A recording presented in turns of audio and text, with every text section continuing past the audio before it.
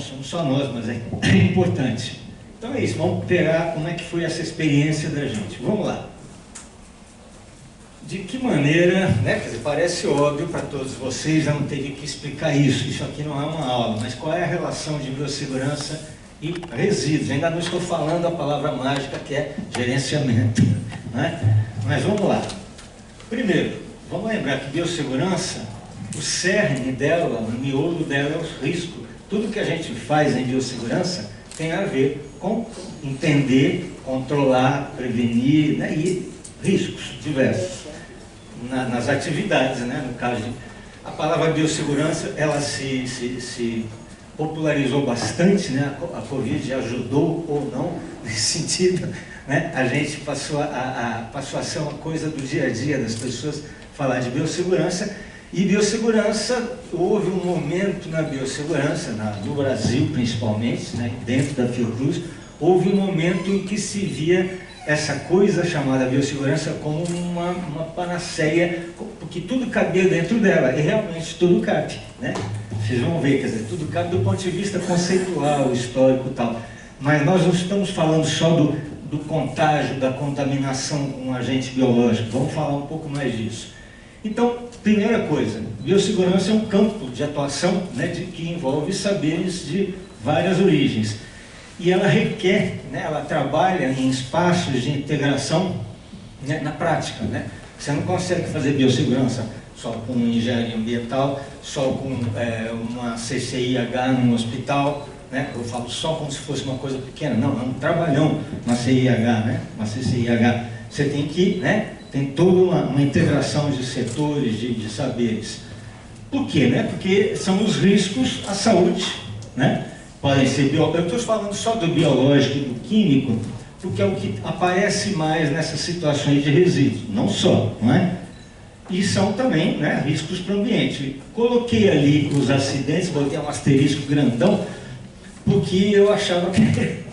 eu lembrei exatamente de conversas que a gente tinha e dos noticiários que a gente lia no final dos anos 90, início dos anos 2000, sobre acidentes que estavam acontecendo com os coletores de lixo nas cidades, os acidentes que estavam acontecendo nos ambientes hospitalares, envolvendo, de um modo geral, perfluorocortantes, mas a questão é que era um perfluorocortante sujo, contaminado, a pessoa adoecia com aquilo, né?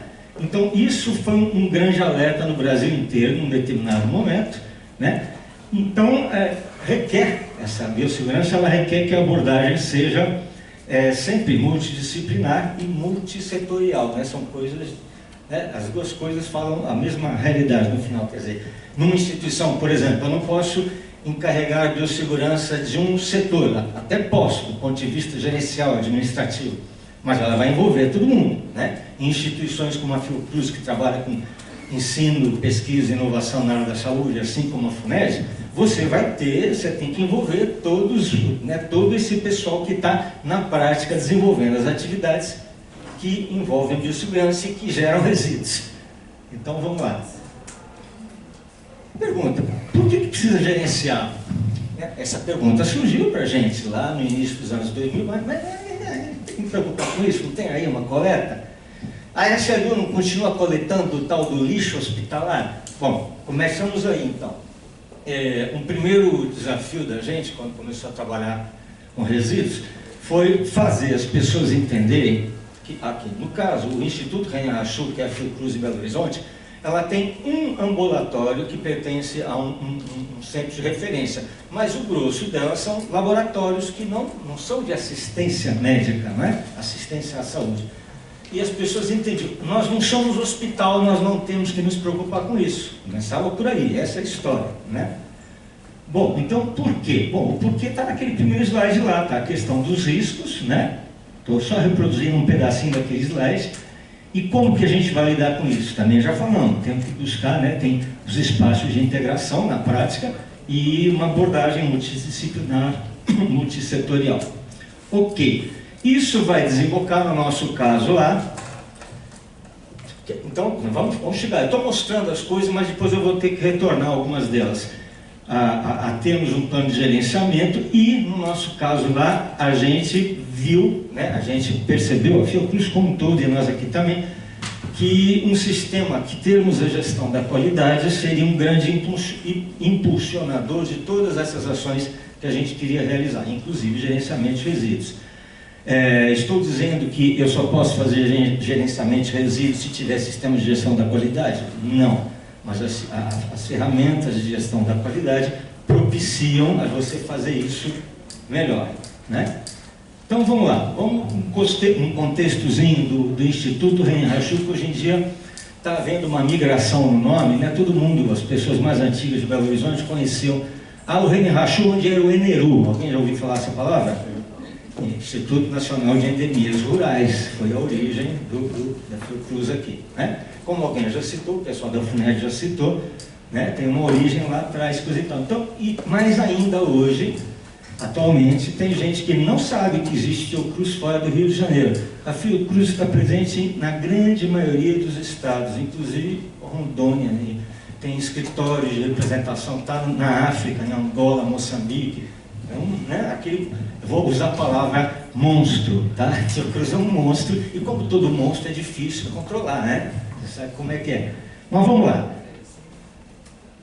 A gente tem atividades com, né, agentes biológicos diversos. Então, na história da Fiocruz estão os parasitas clássicos das nossas doenças tropicais, doenças rurais, né? A leishmaniose, a doença de Chagas, a citosomose, as helmintoses intestinais. E mais recentemente, a Fiocruz aqui começou também a trabalhar com bactérias, com vírus, né? Durante a Covid, um monte de grupos de pesquisa se dedicaram a isso. A gente lá tem uma organização que não existem os laboratórios, é claro, mas a organização é feita em grupos de pesquisa. Então, tem grupos de pesquisa em leishmaniose, grupos de pesquisa em vírus respiratórios e assim por diante, ok? Bom, e usamos produtos químicos, claro, como qualquer laboratório na área de saúde, né? Então, como é que começaram as nossas ações de biossegurança? Eu coloquei ali, final dos anos 90, início dos anos 2000. A biossegurança era um patinho feio, né? Ficava um empurra-empurra. Vocês devem saber, né, que existem as comissões internas de biossegurança. Nós tínhamos uma comissão interna de biossegurança, que era uma pesquisadora e que, portanto, tinha outros afazeres. Isso era o quê? Algo que não é central, é o quê? Periférico. Tá ok? Periférico.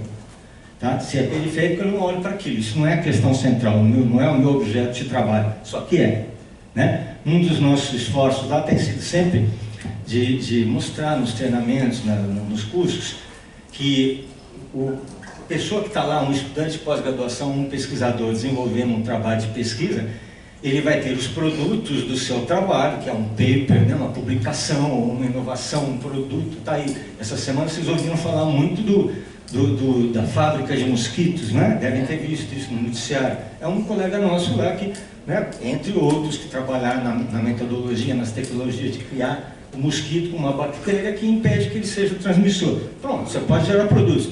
Mas os resíduos são produtos. Se aquilo acontece ao final de uma atividade, é um produto da minha atividade. Se é um produto da minha atividade, eu tenho que trazer ela para dentro do planejamento da minha atividade.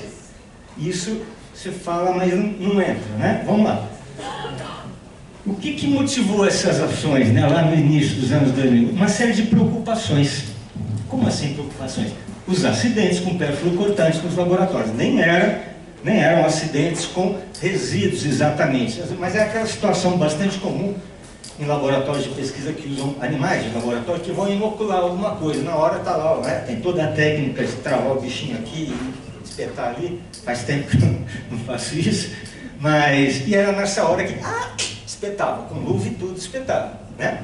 Então, hoje em dia você tem os protocolos, a pessoa espetou antes de saber se está contaminado ou não, já entra na quimioprofilaxia e vamos embora, né? Mas era isso. E os riscos de contaminação, né? Claro. E o que fazer com os resíduos das minhas atividades? Né? Bom, resíduo, resto, quer dizer, houve toda uma mudança conceitual, né? Da gente passar a falar de resíduos e não de lixo, que já foi uma grande coisa, né? Mas ainda hoje. Mas a preocupação também, sabe qual que é? Quem vai fazer isso? Se eu acabei de falar que a biossegurança estava sendo cuidada por uma pesquisadora que não tinha nenhuma autonomia, não tinha orçamento, não tinha plano, né? Então como é que vai ser isso? Então vamos lá, o que tem que fazer? Junta a preocupação com quem vai cuidar disso, né? Primeira coisa, tem que definir um setor responsável por isso e um profissional que vai atuar com isso. Sou eu. É porque na época, eu e um grupo enxergamos isso. Não tem ninguém fazendo isso profissionalmente. Tem que ter alguém que deixe de fazer o que está fazendo e passe a se dedicar a isso. Foi o que eu fiz, um desafio até hoje. Né? Continua existindo a Comissão de Biossegurança Interna, que quem conhece a legislação sabe que a preocupação dessa comissão é o que se faz com organismos geneticamente modificados. É uma legislação federal, você tem que prestar contas à CTN-Bio, é outra história. Vamos lá. Então, veja, a gente deu um pulo importante que é trazer a biossegurança para dentro da gestão. Né? E começamos, posso dizer que foi a primeira coisa propriamente dita de gestão, foi exatamente os primeiros estudos, os primeiros passos para a gente elaborar o nosso PGR-SS. Tivemos uma experiência fraca e depois, contratando alguém de fora, que ninguém sabia fazer isso, aparentemente, aí nós olhamos para aqui, não, nós sabemos fazer isso aqui sim. Né? Ainda no velho formato de páginas e páginas, aquela coisa toda. Vamos lá. Foi criado um primeiro núcleo, que era exatamente planejar, né? Implantar a política da qualidade, né, o início do programa da qualidade, e ao mesmo tempo a biossegurança também se organizou em torno de alguns eixos, de algumas áreas. Ela tentou sistematizar, né, em áreas. Né? E olha lá, o que é que a biossegurança falava na época? Para a biossegurança acontecer, precisa haver gestão da qualidade, precisamos ter algo no meio ambiente, né, gestão ambiental. Tem que ter saúde do trabalhador, porque são duas coisas que andam juntas, uma alimenta a outra, não são a mesma coisa, né? Assim como saúde do trabalhador não é SST, é outra coisa. Saúde do trabalhador é um conceito mais amplo, mas vamos lá. Educação e comunicação, parece óbvio, né? Colocado assim, claro, tem que ter isso tudo. Pois é, mas isso foi posto no papel, isso é importante, né? E dentro dessa área ambiente, claro, a primeira coisa que a gente começou a fazer foi o gerenciamento de resíduos, tá ok? Então vamos lá. Hoje em dia, a estrutura já é outra, né? A gente se constitui num serviço de gestão, né, de qualidade, biossegurança e ambiente, com essa sigla aí, e além do PGR-SS, a gente tem todo um trabalho. Todo mundo que trabalha com gestão da qualidade sabe que a gente trabalha com procedimentos operacionais padrão, né? Os POPs, tem que fazer treinamentos, tem que fazer outros tipos de qualificação, né? Tem toda uma questão das medidas, né? Hoje em dia tem um trabalho muito forte, né? na calibração de instrumentos, equipamentos, né? E elaboração de material institucional, cartilhas, etc, etc. Muito bem. O nosso PGR-SS deixa eu voltar lá, está em revisão. É bom sempre fazer uma revisão, mas um dos motivos, né, para a revisão mais recente é que eu citei aqui que nós temos um centro de referência, um dos nossos centros de referência, que é em leishmaniose, tem um ambulatório e está buscando acreditação via ONA, né, esse organismo de acreditação aí. E aí a ONU veio pescando coisas ali dentro, que o PGR-SS descrevia tudo, mas ela falou assim, tem que aparecer claramente a palavra medicamento aí, resíduo de medicamento. O que nós fazemos? Estava lá tudo descrito, seguia todos os procedimentos, estava no PGR-SS, estava nos procedimentos internos, mas a gente teve que fazer uma revisão de forma a explicitar e, portanto, aumentar a aceitabilidade daquele documento perante a ONU. Foi bom, porque obriga a gente a rever um monte de coisas, né? Isso aqui caducou. Por exemplo, a gente tinha na elaboração inicial resíduos radioativos, não temos mais, nós não tem mais nenhuma atividade de pesquisa que utilize aqueles radioisótopos, marcadores de proliferação celular, por exemplo. Não tem. Que bom. Isso é um rolo. E os nossos POP, então veja bem, a gente não tem um procedimento para gerenciamento de resíduos. É interessante falar que os nossos POPs foram sendo produzidos antes mesmo que a gente conseguisse construir o nosso plano de gerenciamento. Na verdade, eles aqui alimentaram o plano de gerenciamento, a coisa prática, aquilo que a gente sabia, olha, precisamos regular isso aqui, né? Tudo que a gente conhece de gerenciamento, tratamento e descarte interno, quando for possível algum tratamento, a coleta e o transporte, depois a fase externa, né? De todos os tipos de resíduos, sendo que nos químicos e nos comuns nós temos os recicláveis e não os recicláveis, né? A gente tem um volume considerável de resíduos que a gente está classificando como químicos, que são os eletroeletrônicos. Pilhas, tudo que vem de informática, é componente químico, é danoso para o meio ambiente, porque tem material perigoso para o meio ambiente ali. Então, é resíduo químico que pode ser reciclado. Tem empresas interessadas em pegar isso. Esse está sendo um nó no momento, porque até um tempo atrás a gente tinha empresas em Belo Horizonte que recolhiam, por exemplo, além de recolher o eletroeletrônico de graça, porque eles vão lucrar com isso depois, recolhia também pilha. Agora não. Aqui em Belo Horizonte ninguém mais recolhe pilha sem cobrar. Então a gente tem que recorrer a uma empresa de São José dos Campos. Não sei se é assim com todo mundo. Se alguém tiver outra, me fala. Que é recolhe de graça. Ok? Acabando. Então, gente, o que eu queria dizer é o seguinte: como é que funcionou essa história para a gente? A preocupação com gerenciar resíduos impulsionou a dedicação e o envolvimento nas ações de biossegurança, na mesma medida em que os cuidados de biossegurança, tudo que você tem que fazer, né, retroalimentaram aquilo que a gente estava fazendo com os nossos resíduos. Ok? Quer dizer, eu vejo isso como não para, é uma coisa constante. Citei o exemplo da ONU agora há pouco, né?